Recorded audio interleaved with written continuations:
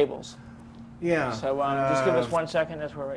Yeah, we're rolling. Oh, Bill, we were laying cables in California. No, I had while waiting to go into the service at Fort River Shipyard, I was called a layout electrician helper.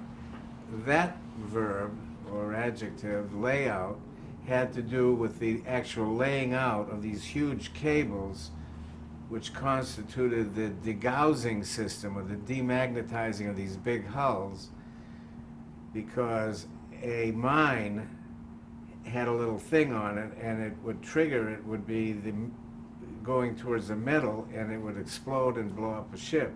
So that was the system I was working on.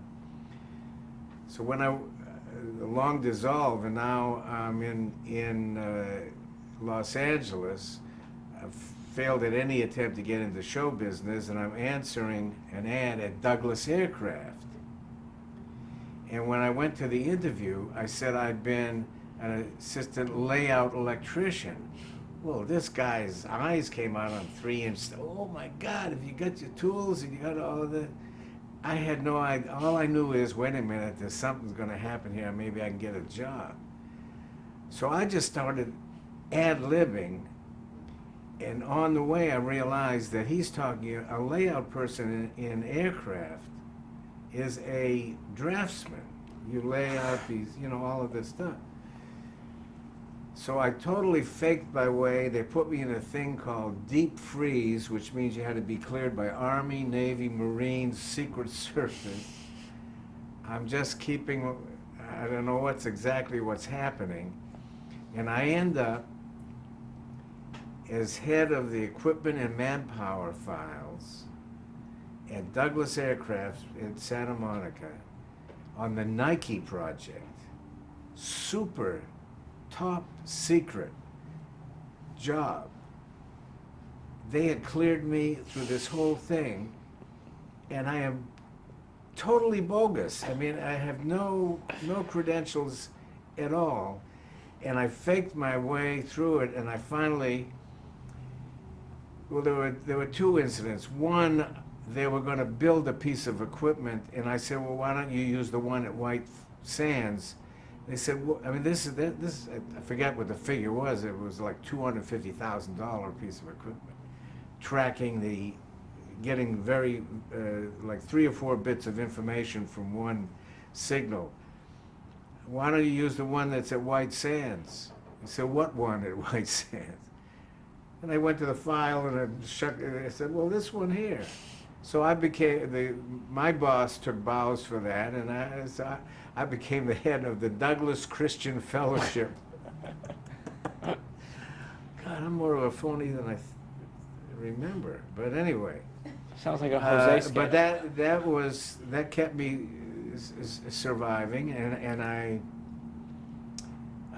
forget, I think I was making $65 a week, something like really good money in 1950. And I get a letter from Gene Wood. It's always Gene that found stuff. He said, Bill, I've become a page at NBC here in 30 Rockefeller Plaza, New York City. And there's a show called Broadway Open House, and I've been doing little bits. And remember that stuff we did at Emerson? They pay for that.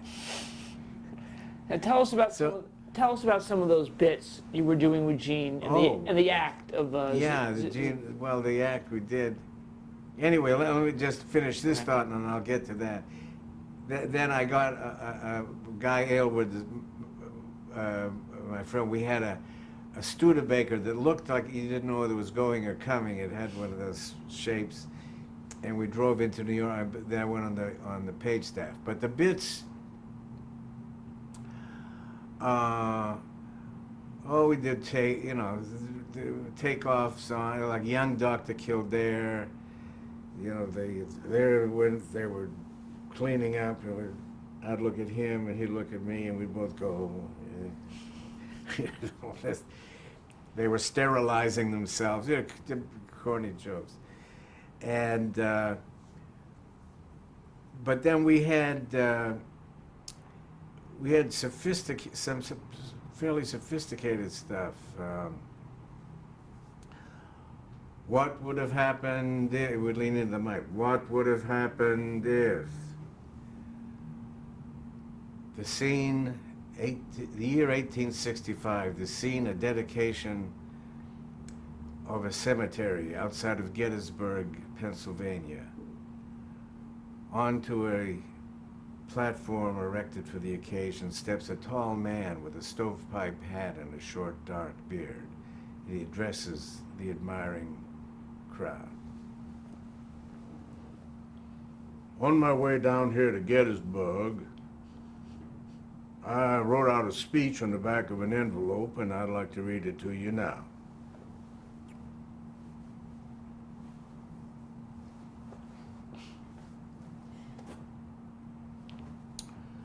Quite a few years ago, your daddy and my daddy got together.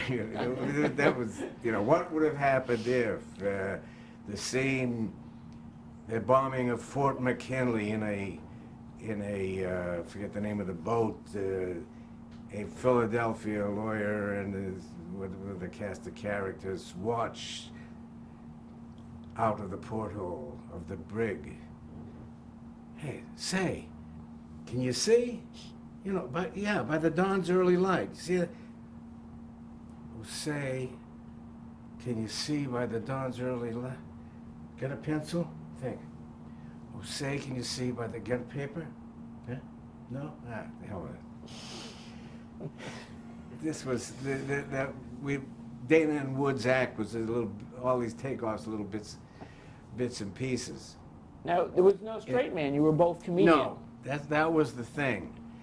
And eventually that's what broke up Dana and Wood, because we understood that we were not Martin and Lewis, that we were Lewis and Lewis. But the audience didn't. And I had the funny Jew boy Punim, and Gene looked like the quintessential straight man. So they would say, "Hey, you do a good straight," and they would talk to me. It got old for Gene very, very quickly. And so Dana and which was first Zathmary and Wood, and then Dana and Wood, dissolved. Right. And Gene went off to write. I think Tom Poston had a show, a local show then, and I went into unemployment. Well, we're going to go back. You were Pages. What was the first show you worked on? Was it Broadway Open House? No, the first show that I was on third floor, and this was a career starter for us. It was A Date in Manhattan with Ed Herlihy. The director was Dwight Hemian. The producer was Billy Harback. The orchestra was a Cy Coleman trio. And we used to come on as Pages and do these little hunks that we had written. That was the whole idea, was to rub up against the business and something like that would happen. Same period, on the 8th floor outside of 8H was Sam Denoff. Now, skipping ahead, when I became head writer of Steve Allen's show, then I sent for Billy Persky and Sam. Now, what were some of the other shows that you remember watching as a Page? The Milton Berle show? And yeah, well, I was outside of 6B, Texaco Star Theater. Remember seeing Eddie Cantor. So many people come screaming out of that studio with Berle in his terry cloth robe. I was only kidding, and this obscenity being hurled back. Oh, there was everything going on there. There was a lot of that happening from Texaco Star Theater and also from the Jack Parr show. A lot of hostility. And I never knew that. I mean, my total experience, every set that I was ever on from then on was just a huggy, kissy face, pussycat time. But that was, then many years later, I ended up producing sort of the last gasp of Milton Berle. Berle. So the act was Zesmarian Wood. They changed their name. Yeah. And how did that? There was Star Night at the Astor, which is it was a historic time because it introduced Zetharian Wood, and also his problem pronouncing my name. I took my mother's first name, Dina, and it became Dana, so it became Dana and Wood. And the other act was George Gobel. That was his first shot. Everybody is dead. I'm the only. Even the hotel is dead. The Hotel Astor. There's nothing left from this story. You had a great line. You said you broke in material on television. And you guys did so much television. Tell us about the Gary Moore show and the Imogene Coca. Chutzpah. If we knew what we knew, we absolutely would write him. Well, this was not only with Dana and Wood, but it happened later when I started writing for Don Adams. I mean, just write it. One of the best lines I ever wrote in my life, I wrote, and it was on the next day. It was for a baseball spell. It was the umpire school.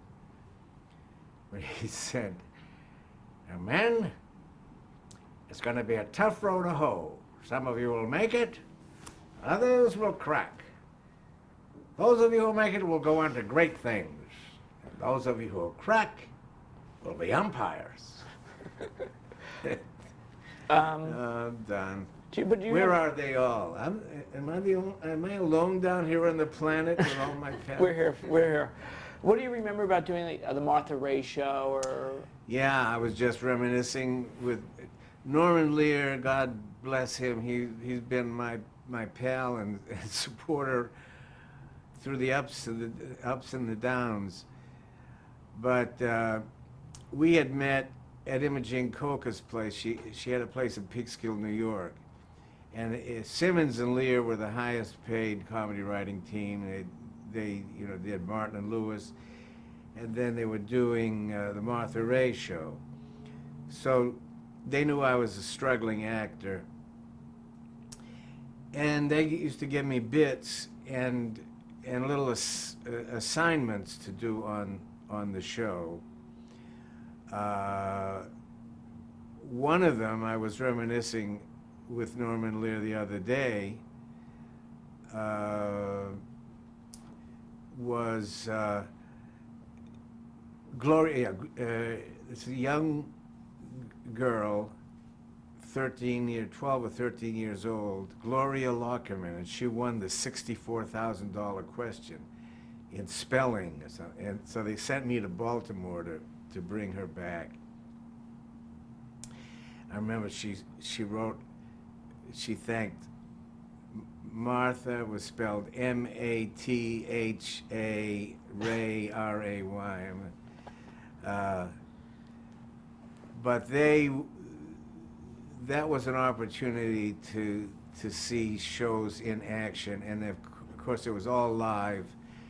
And wonderful characters, Tallulah Bankhead, and flashing her stuff for little Gloria Lockerman. What do you think of these? Now, you also had a dramatic appearance on Robert Montgomery Presents The Killer. Do you remember that? I don't know. I don't think so. Is that in my bio? That's in your bio.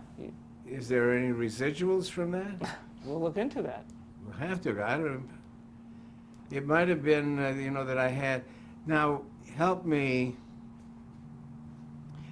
Was that an NBC 8H? Probably an NBC anthology. Yeah. Robert Montgomery Presents The Killer with Luther Adler, Catherine Squire, Harry Belivar and Gene Egan from 1955. Well, it must have been, you know, I just did a walk-on bit, something on there. So the act of Wood and Dana breaks up, Dan and Wood, yeah. and you decide to do some writing, and I guess you met a young comic. Right. Tell us about My managers, the manager phenomenon was just happening. You know, you have an agent, and then they decided that to protect the acts from the agent, they would have a thing called managers. They were NRB. Forgive my throat.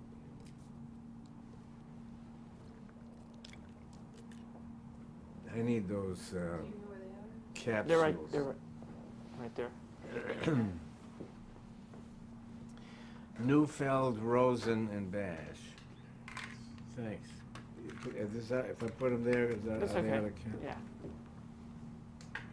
Perfect. So who are your managers? Mace Neufeld and Sherwin Bash. Sherwin married Bobby Bash, Bobby Block, Ray Block, who was the conductor of the Ed Sullivan Show, daughter. And they were very, very, very instrumental, very helpful. And early on, as the phenomenon of the managers, I mean, you had an agent, but then the manager idea came to be. And So were they managing this young comic who they told you you should write for? And tell us about who this young comic was. Actually, Mace brought me to the Ruban to see this comedian. I remember he used to scratch his head, and I think the first line I ever heard Don Adams says, "Excuse me if I appear a little nervous and upset, but today's my anniversary. I've been broke for 10 years. Oddly enough, it's the same time I've been married, you know." And I thought, gee, this guy is good. But then he did this impression of William Powell. "There's a man, Inspector, a liar, a cheat, a thief, and a homicidal maniac. But he's my son, and I love him." So I fell in love with that sound. But he hated that sound, right? I guess a lot of people resent their... It's like, I've had that question before. I always loved Jose Jimenez. Everything about that character. Whether done... you know, I mean, it's hard. I can't possibly But you encouraged him to use that voice for more and more routines. No, I started writing specifically for that voice and that attitude. And there was an amazing amount of stuff that came out of that repertoire. I mean, very early, the Would You Believe thing came many years before Get Smart. I mean, out of the British in India was Don playing all the parts, and he played. It was like a send-up of Four Feathers and the Bengal Lancers and all that. Said, what the hell was it? I can't do the whole thing because of my voice, but he'd do an impression of C. Aubrey Smith doing that. And some of the narration was word for word from the original. "War was war in my days, man, we're men. Take the case of the younger Faversham. Splendid family background. Father cut to bits in Khartoum, grandfather torn to shreds by the Fuzzy Wuzzy. Splendid family background. Man comes to me paralyzed with fear. The younger Feversham. I can't face those guns, he says to me. I looked at the man in my own silly way and said, would you rather face me, sir? Well, sir, he bolted into those guns just as the barrage started. And when the smoke had cleared, there was Faversham. There was Faversham, bit of Faversham over there. Said, come, pull yourself together. It was just delicious type of takeoff. And But the other stuff spun off of the what we call The Voice, was the William Powell impression, and then we wrote The Defense Attorney, and that just knocked Steve Allen out. We did it on the Tonight Show, and that's when I said, oh, I love it. As a performer, I was always frightened to death until we got on stage, and then I want to stay there forever. But I hated the fear of performing. Writing the stuff and then standing, massaging the boxer's shoulders and saying, go in there and go get him. That was for me, and that's when I started being a writer. And did you start on Steve Allen's Tonight Show, the late night talk show? I was the third. Stan Burns and Herb Sargent. For a while, Steve had no writers. He just did it all himself. Then they went into the Hudson Theater. And Gene and I had performed there, and the Kate Smith show emanated from the Hudson Theater. But I showed up there not knowing that when I showed up, Stan and Herb Sargent and Stan Burns, were going to write the primetime show. They were prepping the primetime show. And Billy Harback went to prep the primetime show as producer. So Nicky Vanoff was associate producer, but actually producer, and I was the only writer. I mean, for the first, it seemed like 5 years, maybe it was 4 or 5 weeks. But what a great baptism of fire, because we were writing an hour and a half a day, 5 days a week. Did you write by yourself, or did you write in collaboration with Steve? I started out writing by myself. Then other writers came in, and even with other writers sometimes. There was not so much competition, showing Steve material as I've heard of in other shows. Steve was such a benign, I don't even like to use the word boss, because he was in charge, and he had a structure. He had Billy Harback and then Nicky Vanoff, and Jules Green was his manager.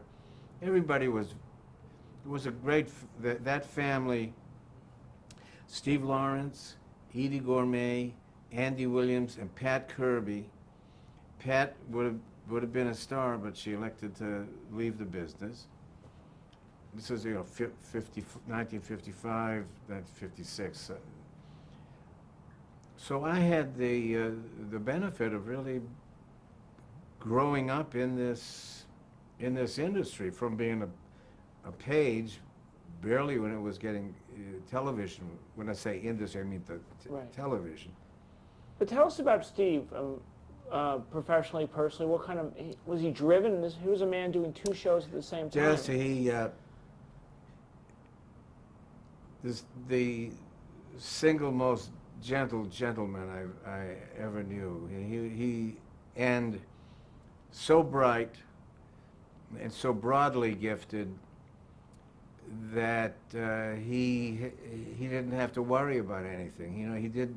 I've been with people that have been so dependent on their support system that it can manifest itself negatively. You know, they lash out. Steve was, I hate to even use the past tense, he just is a great force. I miss him very dearly. Now, when writing for The Tonight Show, were you writing a monologue for Steve? Yeah, everything. We would write monologue jokes. Steve was so,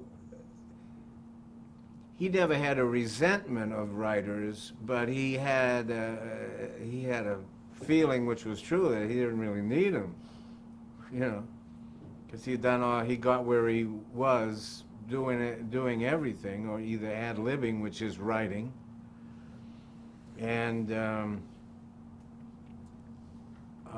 it was, I remember, well, I'm fumfling just because Okay. I'm trying to get stuff in chronological order. He already respected me as a writer. That's why I got the job, Right.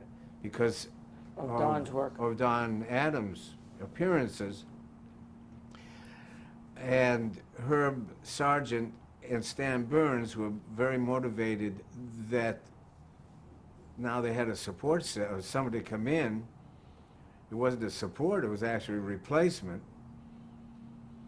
And it was just everything was perfect except the money. I mean, I was writing an hour and a half a day, 5 days a week for $300.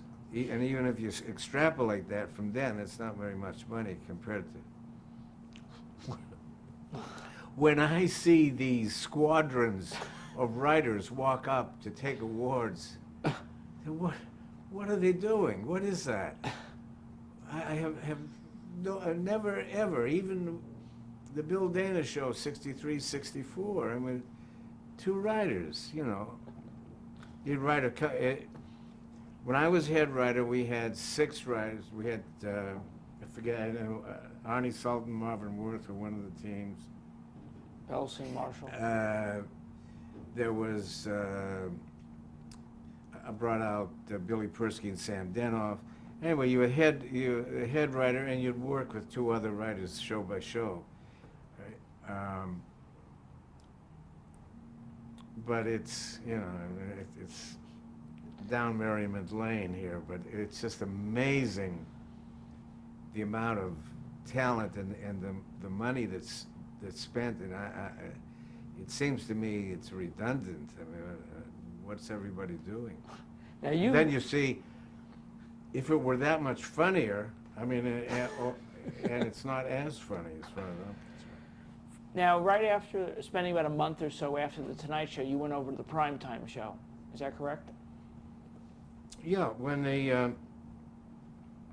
the prime time show got off and running, yeah, I just segued onto that show. Leonard Stern had come in, and because he approved of Don, he married Don Hinckley and me.